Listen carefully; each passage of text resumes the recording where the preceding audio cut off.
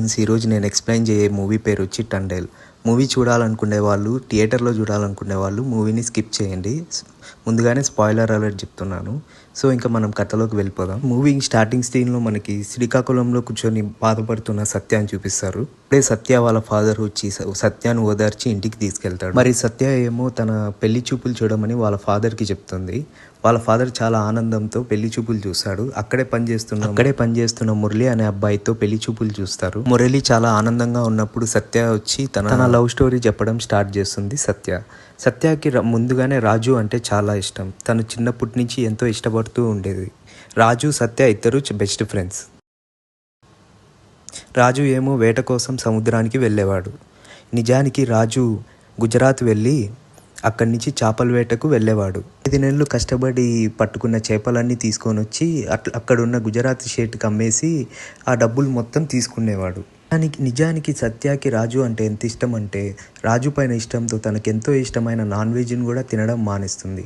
రాజు వేటకు వెళ్ళినప్పుడు వచ్చేంత వరకు ఇష్టం అంటే తనకెంతో ఇష్టమైనటువంటి నాన్ వెజ్ని రాజు క్షేమంగా రావాలి అని చెప్పి తను సముద్రంలో ఉన్నంత కాలం కూడా తినడం మానేస్తుంది. ఆ విధంగా ఇంటికి వచ్చిన తర్వాత రాజు ఉన్న 3 నెలలు కూడా సత్య ఎంతో హ్యాపీగా రాజుతో గడుపుతుంది. మరోవైపు మనకు రాజుని చూపిస్తారు. రాజుకి సత్య అంటే ఎంత ఇష్టమో తన వాళ్ళ మీద బాధ్యత కూడా అంతే ఎక్కువ. అలా తను తీసుకువచ్చిన చేపలన్నీ కూడా ఫోర్ట్లో అన్లోడ్ చేస్తూ ఉంటాడు. అయితే ఆ సేటు డబ్బులు తక్కువ ఇవ్వడంతో రాజు వాళ్ళ గుంపుకి తండేలైనటువంటి దాదా సేట్ తో డబ్బుల గురించి మాట్లాడుతూ ఉంటాడు. అప్పుడే సేట్ మళ్ళీ పట్టు ఇస్తాను అని చెప్పి వాళ్ళని అక్కడి నుంచి పంపించేస్తాడు. మరోవైపు రాజు ఇన్ని రోజుల తర్వాత సత్యాన్ని చూడబోతున్నానని చెప్పి ఎంతో ఆనందంగా ఫీల్ అవుతూ ఉంటాడు. నెక్స్ట్ సీన్ లో ఊరు రాగానే రాజు ట్రైన్ దిగి సత్య కోసం పరిగెడుతూ ఉంటాడు. మరోవైపు రాజు కోసం సత్య వెయిట్ చేస్తూ ఉంటుంది. అలా సత్య దగ్గరికి వెళ్లిన రాజు సత్యాన్ని తీసుకుని తను కట్టినటువంటి ఆ జెండాని ఇప్పడానికి లైట్ హౌస్ దగ్గరికి తీసుకువెళ్తాడు. నిజానికి రాజు ఎప్పుడైతే వేటకి వెళ్తాడో సత్యాకి చెప్పకుండా ఆ జెండాని కట్టి అక్కడి నుంచి వెళ్లిపోతాడు. ఆ లైట్ హౌస్ మీద జెండా ఎగురుతుందంటే రాజు సముద్రంలోకి వేటకి వెళ్ళాడు అని అర్థం. అలా ఎప్పుడైతే తను ఇంటికి తిరిగి వస్తాడో లైట్ హౌస్ లో ఉన్న జెండాని ఇప్పేస్తాడు రాజు. తర్వాత సత్య అండ్ రాజు ఒకరినొకరు చూసుకుని ఎంతో ఆనందంగా ఉంటారు. అలా హ్యాపీగా కొన్ని రోజులు గడిపేస్తారు. అప్పుడే దాదా ద్వారా రాజుకి పక్క ఊర్లో ఒక కాంట్రాక్టర్ ఇల్లీగల్ గా ఇసుక తవ్వుతున్నాడు అని అడ్డు వెళ్లిన వాళ్ళందరినీ కూడా హేళనగా మాట్లాడుతూ తమ యాసను కూడా అవమానించాడు అని తెలుసుకున్న రాజు వెంటనే వెళ్లి ఆ కాంట్రాక్టర్ తో గొడవ పెట్టుకుని వాడిని చితకబాది ఇంకోసారి మా వృత్తిని గాని మా యాసని గాని అవమానిస్తే ప్రాణాలతో వదలను అని వార్నింగ్ ఇస్తాడు. రాజు చేసిందంతా చూసినటువంటి దాదా ఇలాంటి ధైర్యవంతుడే తమ గుంపుకి తండేలుగా ఉండాలి అని నిర్ణయించుకుని అందరితో మాట్లాడి రాజుని వచ్చే శివరాత్రి రోజు తండేలుగా ప్రకటిస్తాడు. అది చూసినటువంటి సత్య కూడా ఎంతో హ్యాపీగా ఫీల్ అవుతుంది. దానికి రాజు వాళ్ళ నాన్న వీరయ్య కూడా ఒక తండేలు. అయితే వాళ్ళ గుంపుని కాపాడే ప్రాసెస్ లో చనిపోయి ఉంటాడు. ఇప్పుడు రాజు కూడా తండేలు కావడంతో వాళ్ళ అమ్మ కూడా ఎంతో హ్యాపీగా ఫీల్ అవుతుంది. అలా నెక్స్ట్ సీన్ లో సత్య వాళ్ళ అక్క అయినటువంటి చంద్ర తన భర్తతో ఎప్పుడు వేట అని చెప్పి సముద్రంలోనే ఉంటావు, ఇంటి దగ్గర మమ్మల్ని పట్టించుకోవు అని చెప్పి గొడవ పెట్టుకుంటూ ఉంటుంది. అదంతా చూసినటువంటి సత్యకి రేపు నాకు కూడా రాజుతో పెళ్ళవుతే రాజు కూడా ఇలాగే నాకు దూరంగా ఉంటాడు కదా అని చెప్పి ఆలోచిస్తూ ఉంటుంది. అలా ఆ రోజు రాత్రి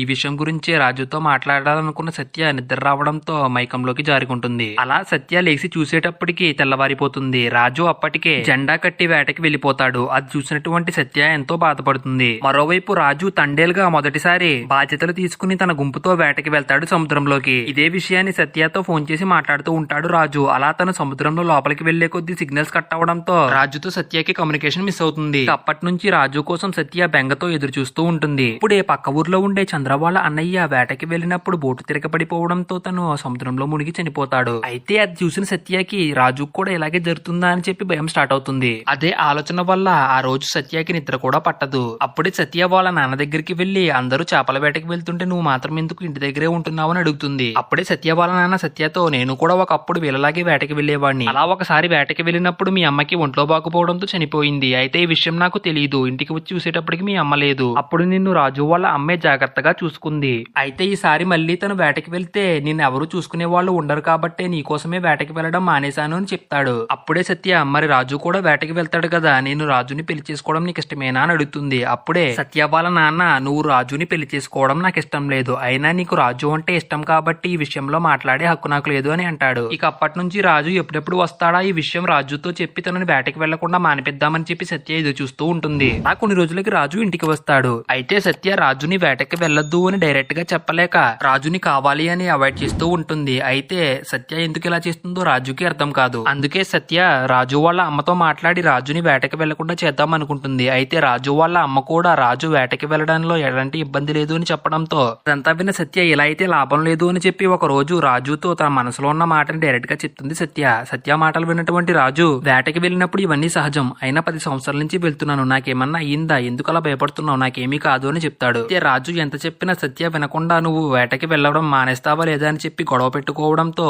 సత్యాన్ని కూల్చేయడానికి రాజు వేటకి వెళ్ళను అని చెప్పి మాటిస్తాడు. అయితే నెక్స్ట్ సీన్ లో రాజు వేటకి వెళ్ళను అని చెప్పడంతో సత్య ఎంతో హ్యాపీగా ఫీల్ అవుతూ ఉంటుంది. అలా వేటకి వెళ్ళనందుకు డల్ గా ఉన్న రాజుతో ఇక్కడే ఏదో ఒక పని చూసుకుందు గాని అని చెప్పి రాజుతో మాట్లాడుతూ సత్య నిద్రపోతుంది. అయితే పొద్దున్న సత్య లేచి చూసేటప్పటికి రాజు వేటకి వెళ్లిపోయాడు అని తెలుసుకుని ఎలాగైనా సరే రాజుని ఆపాలి అని చెప్పి సత్య వెంటనే స్టేషన్ కి వెళ్లి అక్కడే ఉన్న రాజుతో నాతో వేటకి వెళ్ళను అని మాట ఇచ్చి ఇప్పుడు ఎందుకు వేటకి వెళ్తున్నావని గొడవ పెట్టుకుంటుంది. ఇప్పుడే రాజు సత్యతో తను తండేలు కావడంతో వేటకి వెళ్లడం తప్పనిసరి అని మాట్లాడతాడు. మాటలు విన్న సత్యకి కోపం వచ్చి నీకు నేనెక్కువ తండేలు ఎక్కువ అని అడుగుతుంది. అప్పుడే ట్రైన్ కూడా స్టార్ట్ అవడంతో తను వెళ్ళకపోతే వీళ్ళందరూ ఆగిపోతారు అని చెప్పి సత్యతో రాజు తను ఎందుకు ఇలా చేస్తున్నానో అర్థం చేసుకోమని చెప్తూ బతిమాలుతూనే ట్రైన్ ఎక్కుతాడు. అయితే ఎప్పుడు తను వేటకి వెళ్ళినా ఎంతో ఆనందంగా పంపే సత్య ఈ రోజు అలా బాధపడడం చూసినటువంటి రాజు కూడా ఎంతో బాధతోనే వెళ్తూ ఉంటాడు. ఇక అప్పటి నుంచి సత్య రాజు తనతో మాట్లాడడానికి ఎన్నిసార్లు ఫోన్ చేసినా సరే తన ఫోన్ లిఫ్ట్ చేయకుండా రాజుని అవాయిడ్ చేస్తూ ఉంటుంది. మరోవైపు సత్య ఎప్పుడు లేనిది తనని ఇంత అవాయిడ్ చేయడంతో రాజు కూడా అది చూసి ఎంతో ఫీల్ అవుతూ ఉంటాడు. అలా స్టోరీ ప్రెజెంట్ కి వస్తుంది. అదంతా విన్నటువంటి మురళి సత్యతో అయితే రాజు వచ్చిన తర్వాత మీరు తనని పెళ్లి చేసుకుంటారా అని అడుగుతాడు.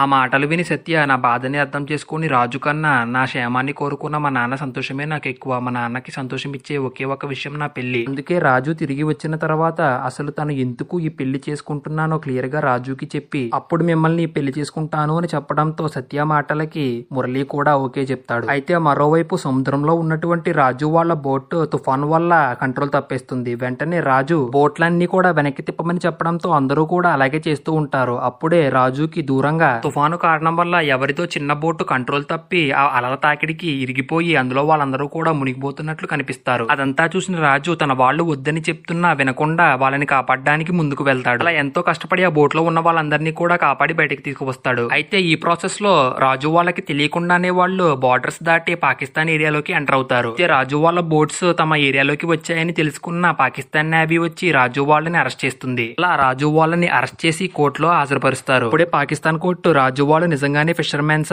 అనుకోకుండా వీళ్ళ ఏరియాలోకి ఎంటర్ అయ్యారా లేదా ఏదైనా ప్లాన్ తో వచ్చారా ఇదంతా కూడా తెలుసుకుని ఒక రిపోర్ట్ ఇవ్వమని చెప్పి తన పోలీసులతో చెప్తుంది. అప్పటి వరకు కూడా రాజు వాళ్ళని రిమాండ్ లో ఉంచమని చెప్తుంది. నిజంగా రాజు వాళ్ళని అప్పటి నుంచి కరాచీలోని ఒక జైల్లో ఉంచుతారు. అప్పుడే ఆ జైల్లో ఉన్నటువంటి రకీం అనే ఒక టెర్రరిస్ట్ రాజు వాళ్ళు ఇండియన్స్ అని తెలుసుకుని ఇండియాని అవమానిస్తూ రాజు వాళ్ళని రెచ్చగొడుతూ ఉంటాడు. అదంతా చూసినటువంటి రాజు కూడా రకీం కి కౌంటర్ ఇస్తూ ఉంటాడు. అలా రకీం రాజు మీద అటాక్ చేస్తున్నాడు అన్న సమయానికి ఆ జైలర్ వచ్చి రాజుని కొట్టి రకీం కి వార్నింగ్ ఇచ్చి వాళ్ళిద్దరిని అక్కడి నుంచి పంపించేస్తాడు. అలా 2 నెలల తర్వాత రాజు వాళ్ళందరూ కలిసి వాళ్ళ ఇళ్లకి ఒక లెటర్ రాసి పంపిస్తారు. అప్పుడే ఆ లెటర్ చదివిన సత్యతో పాటు అందరికీ తెలుస్తుంది రాజు వాళ్ళు పాకిస్తాన్ జైల్లో ఇరుక్కుపోయారు అని. ఆ విషయం తెలుసుకున్నటువంటి సత్య ఎంతో బాధపడుతూ రాజుతో మాట్లాడినందుకు ఎంతో ఏడుస్తూ ఉంటుంది. మరోవైపు ఎలాగైనా సరే రాజు వాళ్ళని బయటికి తీసుకురావాలి అని చెప్పి సత్యతో పాటు అక్కడున్న ఆడవాళ్ళందరూ కలిసి అక్కడ ఉన్నటువంటి లోకల్ ఎమ్మెల్యేకి జరిగిందంతా చెప్పి ఎలాగైనా సరే రాజు వాళ్ళని విడిపించేలా చేయమని కోరుకుంటారు. ఆ ఎమ్మెల్యే కూడా ఎలక్షన్స్ దగ్గర ఉండడంతో వీళ్ళకి హెల్ప్ చేస్తే తనకి బెనిఫిట్ అవుతుందని వెంటనే ఈ విషయాన్ని ఢిల్లీలో ఉన్నటువంటి ఒక మినిస్టర్ కి చెప్తాడు. ఎమ్మెల్యే ద్వారా జరిగిందంతా తెలుసుకున్నటువంటి మినిస్టర్ రాజు వాళ్ళు నిజంగానే ఇన్నోసెంట్ అయితే కనుక తప్పకుండా వాళ్ళని విడిపించడానికి కావాల్సిన ప్రయత్నాలన్నీ చేయమని ఆర్డర్స్ పాస్ చేస్తుంది. మరోవైపు సత్య కోరిక మేరకు రాజు ఇంటికి వచ్చేంత వరకు కూడా మురళి తన పెళ్లిని పోస్ట్ పోన్ చేస్తూ వస్తాడు. మరోవైపు రాజు వాళ్ళు ఆగస్టు 15న రిలీజ్ అవబోతున్నారు అని తెలుసుకుని జైల్లో ఎంతో హ్యాపీగా ఉంటారు. అలా నెక్స్ట్ సీన్ లో కోర్టులో రాజు వాళ్ళని రిలీజ్ చేస్తున్నామని చెప్పి ఆర్డర్స్ పాస్ చేసే ముందు వీళ్ళకి ఒక విషయం తెలుస్తుంది. ఇండియన్ గవర్నమెంట్ ఆర్టికల్ 370ని రద్దు చేయడంతో పాకిస్తాన్ గవర్నమెంట్ రాజు వాళ్ళ రిలీజ్ ని హోల్డ్ లో పెడుతుంది. అది తెలుసుకున్నటువంటి రాజు వాళ్ళు నిరాశతో అక్కడి నుంచి జైలుకి వెళ్తూ ఉంటారు. అయితే దారిలో అల్లర్లు జరుగుతూ ఉండడంతో కొంతమంది వ్యక్తులు రాజు వాళ్ళు వెళ్తున్న వ్యాన్ లోపలికి వచ్చి రాజు వాళ్ళు ఇండియన్స్ అని తెలుసుకుని వాళ్ళ మీద అటాక్ చేస్తూ ఉంటారు. రాజు వాళ్ళు అక్కడి నుంచి ప్రాణాలతో బయటపడడానికి తమ మీద అటాక్ చేస్తున్న వాళ్ళ మీద కౌంటర్ అటాక్ చేస్తూ రాజు వాళ్ళు ఆ వ్యాన్ ఉన్న ప్లేస్ నుంచి తప్పించుకుని పారిపోతారు. అయితే ఈ విషయం తెలుసుకున్నటువంటి జైలర్ ఎంతో టెన్షన్ అవుతూ ఉంటాడు. నెక్స్ట్ సీన్ లో అర్ధరాత్రి పూట రాజు వాళ్ళు ఈ పార్టీకే తప్పించుకుని ఉంటారు అని చెప్పి జైలర్ తన స్టాఫ్ తో మాట్లాడుతూ ఉంటాడు. అప్పుడే జైలు గేట్ బయట ఎవరో ఉన్నట్లు సౌండ్ రావడంతో వెళ్లి చూస్తే రాజు తన గ్రూప్ మెంబర్స్ ని తీసుకుని అక్కడికి వచ్చి ఉంటాడు. అది చూసినటువంటి జైలర్ కూడా షాక్ అవుతాడు. అప్పుడే జైలర్ రాజుని మీరు తప్పించుకోలేదని అడుగుతాడు. ఆ మాటలకి రాజు జైలర్ తో తప్పు చేసిన వాడైతే పారిపోతాడు సార్, నేను తప్పిపోయి వచ్చాను, తప్పు చేయనప్పుడు నేను ఎందుకు పారిపోవాలి అని అంటాడు. అలా ఇంకొన్ని నెలలు గడుస్తాయి. అయితే అప్పటికే రాజు వాళ్ళు ఇంటి దగ్గర ఇచ్చిన డబ్బులు అయిపోవడంతో ఇంటి దగ్గర ఆడవాళ్లు ఫైనాన్షియల్ గా ఎంతో ఇబ్బంది పడుతూ ఉంటారు. అదంతా చూస్తున్నటువంటి సత్యకి అప్పుడే రాజు తనతో చెప్పిన మాటలు గుర్తొస్తాయి. అవి ఏమిటంటే రాజు వాళ్ళు పనిచేస్తున్న సేట్ 7 నెలల జీతాన్ని ఇవ్వకుండా ఆపాడు అని. వెంటనే సత్య మురళి హెల్ప్ తీసుకుని గుజరాత్ కి వెళ్తుంది ఆ డబ్బులు తీసుకోవడానికి. అయితే అక్కడికి వచ్చినటువంటి సత్యతో ఆ సేట్ అసభ్యంగా మాట్లాడుతూ నీకు డబ్బులు ఇవ్వను, ఏం చేసుకుంటావో చేసుకో అని బెదిరిస్తూ ఉంటాడు. అంతా విన్నటువంటి సత్య ఆ సేట్కి ఎదురుగా తన దుకాణం ముందే ధర్నా చేస్తుంది. సత్య కష్టాన్ని చూడలేక కొంతమంది లోకల్స్ సత్యతో నువ్వెంత ధర్నా చేసినా సరే ఆ సేట్ నీకు డబ్బులు ఇవ్వడు, ఇక్కడి నుంచి వెళ్ళిపో అని చెప్తాడు. ఆ మాటలకి సత్య నేను అడుగుతుంది మాకు రావాల్సిన డబ్బులే కదా, మాలా కష్టపడి బతికే వాళ్ళకి మీలాంటి వాళ్ళు హెల్ప్ చేయాలి తప్ప ఇలా డిస్కరేజ్ చేయకూడదు అని మాట్లాడుతుంది. ఆ మాటలు విన్నటువంటి ఆ వ్యక్తులు కూడా సత్యకి సపోర్ట్ గా ఆ పోర్ట్ లో వర్క్స్ అన్ని మానేసి ధర్నాలో కూర్చుంటారు. అదంతా చూసినటువంటి మిగిలిన వాళ్ళు నీ ఒక్కడి వల్ల మా వ్యాపారం పోతుంది అని చెప్పి సేట్ ని తిట్టడంతో సేట్ రాజు వాళ్ళకి ఇవ్వాల్సినటువంటి మొత్తం డబ్బుని తీసుకుని సత్యకి ఇస్తాడు. ఆ విధంగా సత్య యొక్క పేరు ఇండియా వైడ్ పాపులర్ అవుతుంది. మరోవైపు సత్య తీసుకున్నటువంటి డబ్బులన్నీ కూడా ఎవరికి ఎంత ఇవ్వాలో పంచిపెడుతూ ఉంటుంది. ఆ డబ్బులు తీసుకున్నటువంటి వాళ్ళందరూ కూడా అక్కడ మా వాళ్ళకి అండగా రాజు ఉన్నాడు, ఇక్కడ మాకు అండగా నువ్వు ఉన్నావు సత్య అని మాట్లాడతారు. ఆ మాటలు విన్నటువంటి సత్య కూడా రాజుని తెలుసుకుని బాధపడుతుంది. మరోవైపు జైల్లో రాజు వాళ్ళతో పాటు వచ్చిన ఒక చిన్న పిల్లాడిని రకీం తన మనుషులతో కలిసి ప్రైవేట్ ఏరియాలో అటాక్ చేస్తాడు. అయితే రాజు వాళ్ళకి కొద్దిసేపటికి కిట్టు కనిపించట్లేదు అని అర్థమయ్యి తన కోసం వెతుకుతూ వెళ్తారు. అప్పుడే అన్కాన్షియస్ స్టేట్ లో ఉన్నటువంటి కిట్టుని చూసిన రాజు వెంటనే కిట్టుని డాక్టర్స్ దగ్గరికి తీసుకెళ్లమని చెప్తాడు. అప్పుడే రాజుకి అక్కడ ఏరియాని చూసిన తర్వాత అసలు ఏం జరిగిందో అర్థమవుతుంది. అప్పుడే అక్కడికి రకీం వచ్చి నా జోలికి వస్తే మీకు కూడా ఇదే పరిస్థితి వస్తుంది అని వార్నింగ్ ఇస్తాడు. అయితే రకీం మాటలు విన్న రాజు కోపంతో ఊగిపోతూ ఉంటాడు. అప్పుడే కిట్టుకి ఎటువంటి ప్రమాదం లేదని తెలియడంతో కొంచెం శాంతపడతాడు రాజు. మరోవైపు రాజు వాళ్ళు రిలీజ్ ఆర్డర్ కోసం మళ్ళీ ఆడవాళ్ళందరూ వెళ్లి ఎమ్మెల్యేతో మాట్లాడుతూ ఉంటారు. అప్పుడే ఆ మినిస్టర్ సత్య వాళ్లతో రాజు వాళ్ళ యొక్క రిలీజ్ ఆర్డర్స్ పాస్ చేసిన మినిస్టర్ చనిపోయారు అని, ఇప్పుడు రాజు వాళ్ళు బయటికి రావాలి అంటే వాళ్ళ మదర్ యొక్క డ్యూటీస్ చూసుకున్నటువంటి ఆ మినిస్టర్ యొక్క కూతురి హెల్ప్ మీకు కావాలి అని చెప్తాడు. అదంతా విన్నటువంటి సత్య ఎలాగైనా సరే మినిస్టర్ ని కలిసి రిక్వెస్ట్ చేయాలి అని చెప్పి మురళి హెల్ప్ తో చంద్ర, సత్య అండ్ మురళి ఢిల్లీకి వెళ్తారు. బట్ ఎంత ట్రై చేసినా సరే సత్య వాళ్ళు మాత్రం ఆ మినిస్టర్ ని కలవలేకపోతారు. అయితే మరోవైపు సత్యకి పెళ్లి కుదిరిందన్న విషయం శుభలేఖ ద్వారా జైల్లో ఉన్న వాళ్ళందరికీ తెలుస్తుంది. బట్ ఈ విషయాన్ని ఎట్టి పరిస్థితుల్లోనూ రాజుకి తెలియకుండా ఉంచాలి అని మాట్లాడుకుంటారు. అలా కొన్ని రోజులు గడుస్తాయి. ఇప్పుడే రకీం తన మనుషులతో కలిసి రాజు వాళ్ళని తమ దేశాన్ని ఎంతో దారుణంగా అవమానిస్తూ ఉంటాడు. అయితే ఆ మాటలు విన్నటువంటి రాజు వాళ్ళకి కోపంతో రక్తం మరిగిపోతూ ఉంటుంది. ఇప్పుడే కిట్టు తనకు వస్తున్న కోపాన్ని కంట్రోల్ చేసుకోలేక తన దగ్గర ఉన్న జెండాని బయటకు తీసుకొచ్చి చూపిస్తాడు. చూసిన రకీం తన మనుషులు ఆ జెండాని పాడు చేయడానికి వస్తూ ఉంటారు. అప్పుడే రాజు పరిగెట్టుకుంటూ వెళ్లి రకీం వాళ్ళని అడ్డుకుని వాళ్ళతో ఫైట్ చేస్తూ ఉంటాడు. అలా రాజు ఒక్కడే రకీం ని తన మనుషుల్ని చావగొడతాడు. అప్పుడే అక్కడికి వచ్చిన జైలర్ అదంతా చూసి రకీం ని హాస్పిటల్ కి పంపించి రాజుని కొట్టి డార్క్ సెల్ లో బంధిస్తాడు. అలా సెల్ లో ఉన్నా సరే రాజు మాత్రం సత్యాన్ని తలుచుకుని బాధపడుతూ ఉంటాడు. రాజు పడుతున్నటువంటి బాధని చూడలేక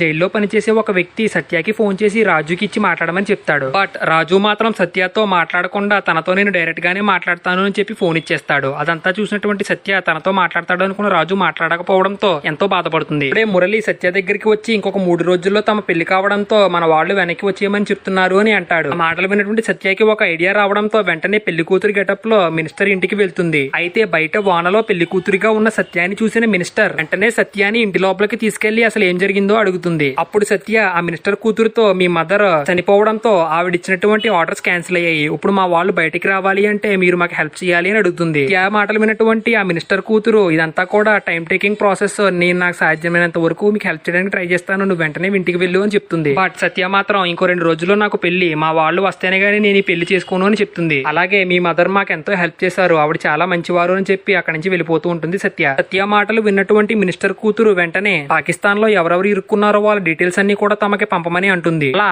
వాళ్ళు పంపిన డీటెయిల్స్ ద్వారా అక్కడ ఇరుక్కున్నటువంటి రాజు వాళ్ళని విడిపించడానికి అఫీషియల్స్ తో మాట్లాడి ఆర్డర్ పాస్ చేస్తుంది. ఇక రాజు వాళ్ళు బయటికి వెళ్లిపోవడంతో రాజుని డార్క్ సెల్ నుంచి రిలీజ్ చేసి వాళ్ళ వస్తువులన్నీ కూడా తిరిగి ఇచ్చేస్తూ ఉంటారు. ఆ రాజు కూడా ఇన్ని రోజుల తర్వాత ఇంటికి వెళ్లి సత్యాన్ని చూడబోతున్నందుకు ఎంతో హ్యాపీగా ఫీల్ అవుతూ ఉంటాడు. దీనిలో ఇండియన్ ఎంబసీ నుంచి కొంతమంది ఆఫీసర్స్ జైలుకి వచ్చి కావాల్సినటువంటి ఫార్మాలిటీస్ అన్ని కంప్లీట్ చేసుకుని తాము రిలీజ్ చేయబోతున్నటువంటి ఒక్కొక్కళ్ళ పేర్లు పిలుస్తూ ఉంటారు. అయితే ఈ ప్రాసెస్ లో రాజు వాళ్ళందరి పేర్లు చెప్తారు గానీ లక్ష్మణ్ అనే ఒక వ్యక్తి పేరు మాత్రం చెప్పరు. అలా తన పేరు చెప్పకపోవడంతో టెన్షన్ అయినటువంటి రాజు ఆఫీసర్స్ తో వాడిని ఎందుకు వదలలేదు, వాడు కూడా మాతోనే వచ్చాడు అని చెప్తూ ఉంటాడు. వెంటనే ఆఫీసర్స్ అందరూ కూడా వాళ్ళకి వచ్చినటువంటి ఇన్ఫర్మేషన్ మొత్తం చెక్ చేసి లక్ష్మణ్కి సంబంధించినటువంటి ప్రాపర్ ఆధార్ ఇన్ఫర్మేషన్ లేకపోవడంతో లక్ష్మణ్ ని ఇండియన్ సిటిజన్ కింద కన్సిడర్ చేయలేనందువలన తనని రిలీజ్ చేయట్లేదని చెప్తారు. అది విన్నటువంటి లక్ష్మణ్ తో పాటు రాజు వాళ్ళు కూడా ఎంతో బాధపడి ఎలాగైనా సరే తనని విడిపించమని చెప్పి అక్కడున్న ఆఫీసర్స్ తో ప్రాధాయపడుతూ ఉంటారు. అప్పుడే రాజు ఎవరు తమ మాటలు వినట్లేదు కాబట్టి నేను కూడా లక్ష్మణ్ వచ్చేంత వరకు బయటికి వెళ్ళను అని చెప్పి మళ్ళీ జైల్లోకి వెళ్ళిపోతాడు. అప్పుడే మిగిలిన గ్రూప్ సభ్యులు లక్ష్మణ్ కూడా